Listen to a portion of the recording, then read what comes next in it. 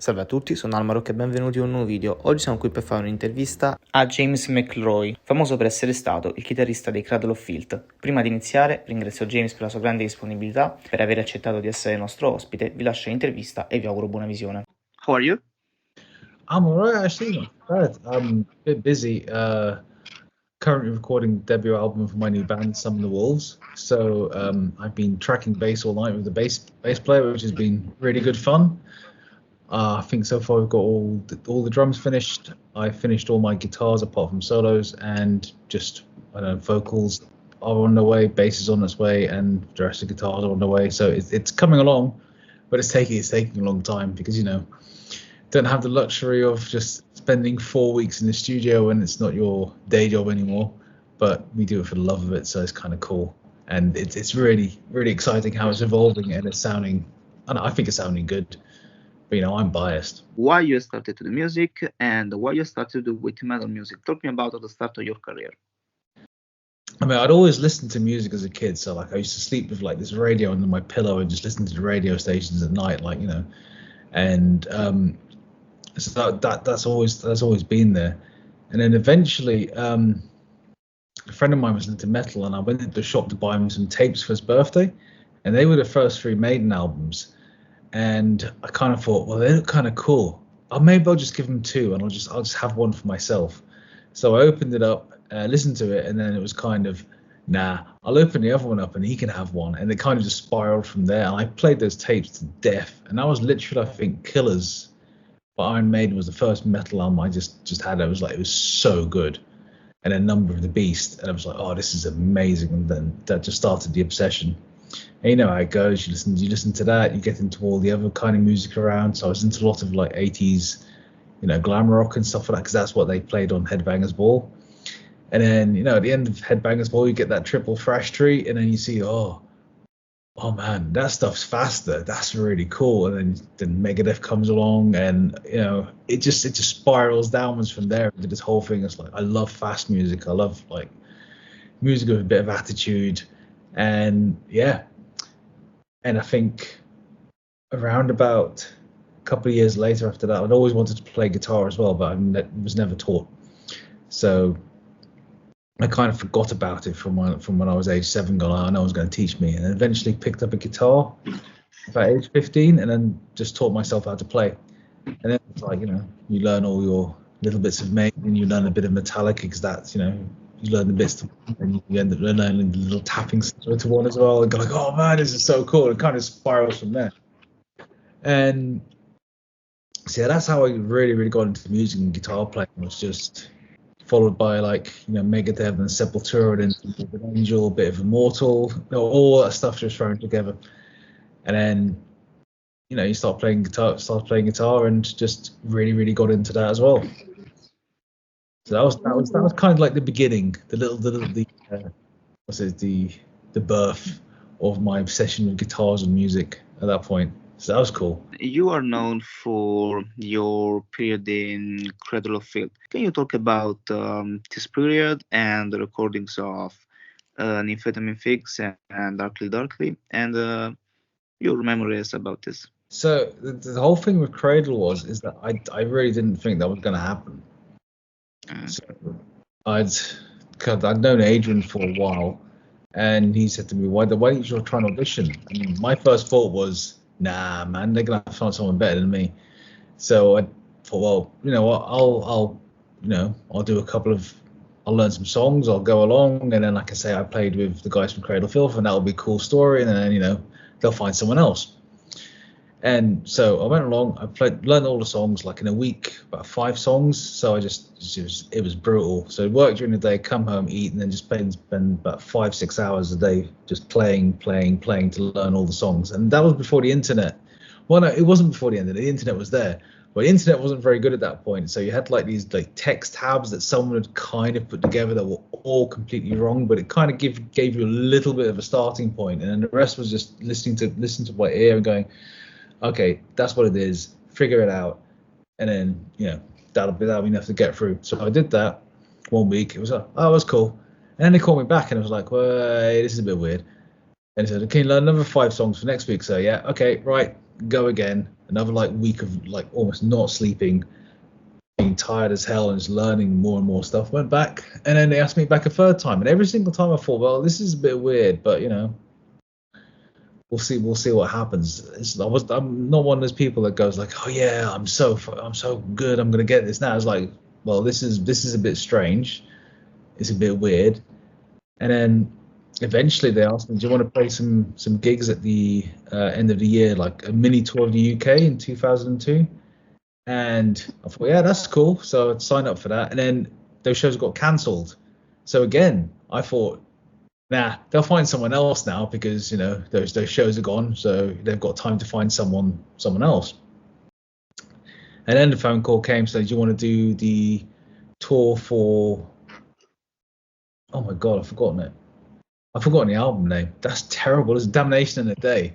Yeah. Do you want to do the European tour? So I thought, okay, cool. And I just walked into work the next day and said, I'm leaving. And they went, oh, it's another company or whatever. So how much can we pay you? I went, nah, I'm going to play music. And they went, oh, okay, cool. Well, there's nothing we can say to that. And after that, it just kind of went from there. So I did the Damnation tour. And at the end of that, then there was the Ozfest over the summer of 2003, which was tons of fun. Then the tour with Typo, and that tour was amazing because Typo are one of my favorite bands, and I was getting to play with them, watch them every single night, and it was like so cool. It's unbelievably how cool that was, because I'm a once you're a music fan, it's like they do say don't meet your heroes, but sometimes you do, and if they're the coolest people ever, then that's just amazing. So. And then, when all that whole touring cycle ended, it was there was some writing sessions in Wales, I think, the end of 2003 for Amphetamine, and then a bit later as well. So I think I had 2 writing sessions for them, and that was like just holed up in a place in Wales, just going back and forth with stuff. So I got some fun riffs on that album and some fun stuff. And then we did the recording over summer in Parkgate. And it's strange that you ask about Nymphetamine and Nymphetamine Fix and songs like that, because that is truly, I think, the one song that was really involved everyone in the band in some way at some point, whereas others were more like groups of people together. That one it's weird that that's the song that's the album's most known for, because it is really I don't know, it's everyone working together on that one, and it came out, pretty cool, I think so. And then, I did an Amphetamine tour, and then I left. It's pretty simple, isn't it?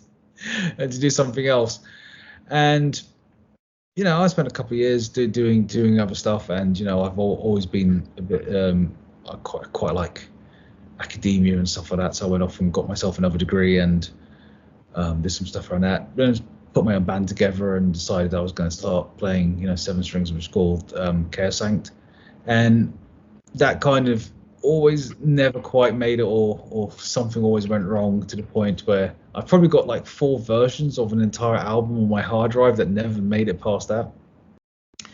And then at some point in 2009, I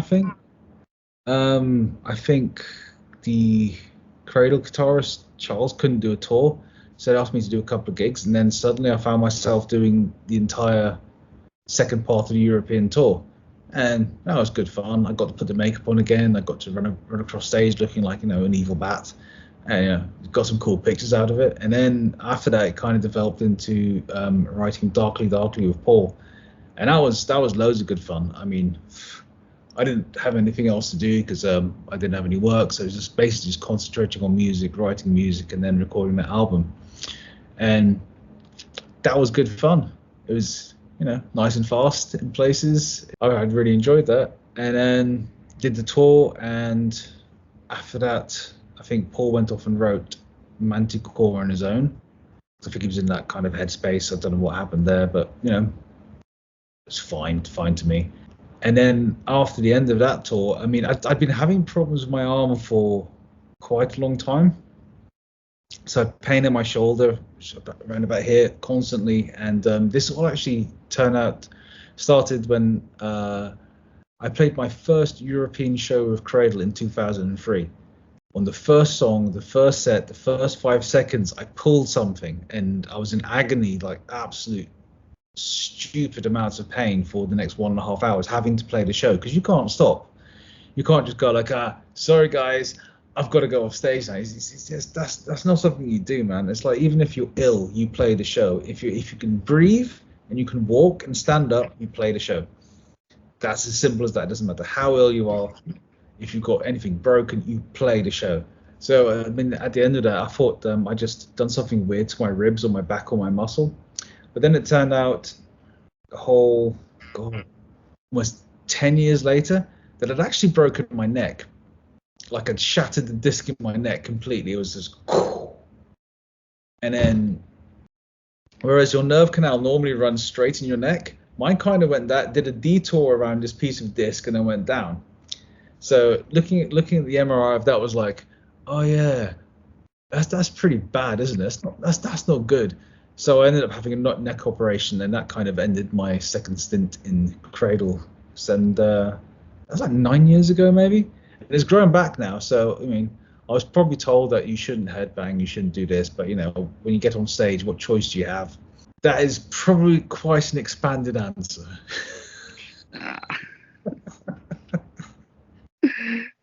It's very painful, very, very painful. Oh yeah, it was weird, man, because I'd be it's like if I have like a plectrum or something like that, it'd just drop out of my hand for no reason. I'd have no grip. And the weird thing was when I woke up from the operation, it felt like this right hand was like 5 to 10 times stronger than it was 24 hours ago because the nerve was no longer being pushed on. And I got tons of control back in this hand that I'd kind of been losing or wasn't there. So like, you know, for 1 week, you'd be able to do all this cool stuff, and then next week it'd be like, it's not really working and stuff like that. Yeah. It's really weird, but I never figured it out until they went, well, you've broken your neck and you spent 8 years headbanging like an absolute lunatic with your neck broken. Possibly not the smartest thing I've ever done, but it was fun. To start, you're talking about a new album for your new project. Can you reveal some details about it? So this new project that we finally decided on a band name last year. It takes ages, man. If you ever tried to come up with a band name, you'll know that like everyone puts in suggestions, and like out of 1,000 suggestions, maybe 2 are okay, and the rest just suck, and everyone hates. So eventually, it's been settled on a band name called Summon the Wolves, and it's kind of born out of me moving from England back to Belgium and reconnecting with like an old friend, the drummer that I've known since I was a kid, and he played in a band called Oceans of Sadness, and they actually managed to do quite well. Like they played in the US, they played all over Europe and stuff like that. You can find their albums in weird places, and they were from like here in Belgium, and I grew up with them being like one of the big local bands. So I played in some like demo stuff I had lying around. So I'd been doing these little things like writing songs to keep myself sharp, and I'd had like some stuff from some abandoned projects from when I had my neck operation I was writing then. And he said, well, yeah, sure, let's play the stuff, and then just went and found people to play for fun. So the whole thing about this is that I've always wanted to do it for fun, and you know, if it comes out, people like it, that's cool. People hate it, I don't really care, because I'm not doing it for anyone else apart from myself, and to make my own metal dreams come true. And that's the whole process of this. It's like it has to be something that me and the rest of the band like, and I've not really tied it to a genre. I mean, I've always believed completely that a band sounds like a band because of the people in it and how they interpret the music and how they play it. And that the worst thing any band can do is start off going, we're going to be a black metal band. It's like, yeah, well, you know, you can be a black metal band, that's all good, but they kind of already did it in the 90s, and Immortal already exists, Emperor already exists, and Mayhem already exists. So really sorry, but your black metal band is not going to break new boundaries, and it's not going to do anything that hasn't been done already. So my whole belief is like, you write whatever the hell you want, and as long as it sounds good, it's good, and the band will make it sound like the band, and will make it sound like it's going to sound like come on, man, Slayer, for instance. no one sounded like Slayer when they started, but they just took all their like punk stuff, they took their love of Venom, they infused it all together into this thing that became Slayer. And the thing is, if you try and make a band that sounds like Slayer, you're going to fail because your influence is Slayer. Their influence isn't Slayer. It's all the other stuff they listen to. So it's never going to work. So why limit yourself? So yeah. So with this, it's always been a case of we'll write stuff. 2 guitars. I've been playing 7 strings for ages. They just let people do kind of what they do on it. And so far, it's kind of like fairly varied. I mean, it's like slowish song, but that's still kind of menacing, and it speeds up at the end. But the other thing I kind of like is I like writing music that makes you want to drive fast and get speeding tickets. So there's that as well. I want that kind of excitement to it. So we were doing this. We've got 11 tracks and 2 interludes for this album. So it's going to be a decent amount of stuff. And I am hoping that we're going to finish tracking in about the next month or so, and then move on to getting it mixed and then getting it released. And then in the meantime, also have some fun and go and play live, because that's half the fun. Playing live is the great part of it. I mean, the recording is kind of fun at times, but sometimes it's a huge pain in the ass because do it again, play it again, not good enough, play it again. And by the end of it, you just hate your own riffs. If you want to be remembered for an album in your career, which is? The album I haven't bought out yet. I think if I want to be remembered for an album, it would probably be what I'm writing now, because it is literally kind of mostly my own little world. I mean, I'll be remembered for the albums I've played on, like much more, and probably for swinging my hair around. But I'd say for this one, the one I'm writing now, it's always the one that you find most exciting, and you go like, I'd like to be remembered for this and how cool it was. If I had to choose a Cradle album, you might find it weird, but I think it's actually got to be Darkly, because I was so much more involved in that one than the other one, because the Amphetamine, like, there was quite a lot written. I've got riffs here and there and stuff like that, but it was a totally different band dynamic. Whereas with Darkly, I was like more writing all the riffs of Paul and getting stuff done that way. Whereas the other one, I was like a little, I don't know, what do you call it? A child with a guitar and stuff like that. So it's a really cool album. It's like, it's the first album I ever recorded, so I'll always remember for that. But if I wanted to be kind of remembered, then it's probably for the one that I've actually got more, I don't know, of my stamp on, in a weird, in that kind of way. Maybe that sounds selfish, but it's, and plus now everyone would think, well, I've picked Amphetamine, so you might as well pick something else to surprise people. In your opinion, how many things have changed in metal scene and in metal industry, music industry, when you started from nowadays? And if you have an advice for who want to be a musician nowadays, how is difficult? It's changed. I think the biggest change is the whole social media thing, and that then being able to get your music out there, but at the same time, you can get your stuff out there, but so can a million other people. So it's made it very, very crowded. It's a lot of people just doing the same thing. It's very hard to find something new, I think, sometimes. And when you do, and if it does exist, it's very hard to find, because it's getting crowded out from all different areas. And if that person that's done this new genius type of music or something like that hasn't got any social media skills, they're going to get lost. So I think a lot of the time stuff like that gets lost. I think it also kind of impacts live playing. I don't think people play live as much anymore. It used to be that you really just, when you went out and gigged, you made your demos, people came and saw you, you listened to stuff. Whereas now I think it's more about like how many followers you've got on Instagram, and how many of those did you not buy, and all that kind of stuff. So that's one aspect of it's totally changed. And I mean, I find it quite hard as well, looking at it, going like, you have to spend so much of your time, if you want to promote yourself, just putting out useless posts about stuff, going, hi, look, I'm eating an egg.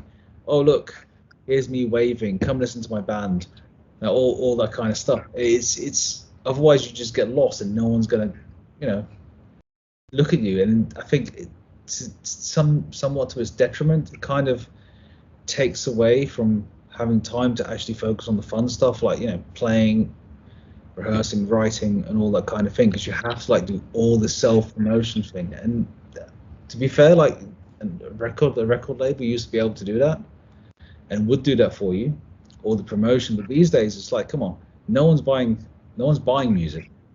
Spotify doesn't pay you any music. Streaming doesn't pay you any royalties. Literally, the only way you're going to earn music, and this is earn money and be able to keep yourself afloat these days, if you're very good at marketing yourself, you have merch that people want to buy, and you just do it that way. The merch is now the royalties.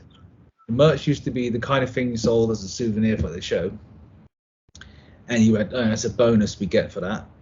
And the fees for gigs would be kind of okay, because I know when I started with Cradle, their tours, they didn't really care if they made money as long as they put on a show, because there was enough money from royalties coming in to, you know, keep everyone alive, fed, everything like that. And so you could do a tour with all this amazing stuff, people on stilts and pretending to be gargoyles, doing acrobatics in the air, because you had the money for it, because you went, well, if this tour just breaks even, we're fine. If we lose a bit, doesn't really matter too much, because we'll sell more off the back of it. Like, we'll sell a bit more merch, or we'll sell, you know, more albums, and we'll get the royalties back through that. But that's kind of completely turned on its head now. Now it's like you have to sell the merch to support the tour, because otherwise you're not going to be able to buy your gas money to get to the next place. And you're basically, your album, instead of the tour being the marketing for the album so that people buy the album, now the album is kind of the marketing for the tour so people will buy your t-shirt. So it's completely flipped the other way around, I think, in the last 20 years. Just completely the other way around, which is kind of like, you know, a bit of a shame that has gone that way. But and it also is kind of hilarious, because at the time we all hated them, but Metallica was right about Napster and what it would do. And at the time we thought they were a bunch of greedy assholes. But looking back, it's like, yeah, no, actually they were right. They completely destroyed people's ability to make money off music easily.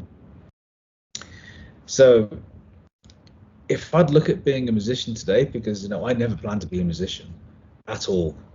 It just kind of happened, and I'm quite happy, because that's kind of a fun way for it to be. But if you were really intent on making your career to be music, then you also have to realize it's not just about the instrument. It's not just about, you know, writing good songs anymore.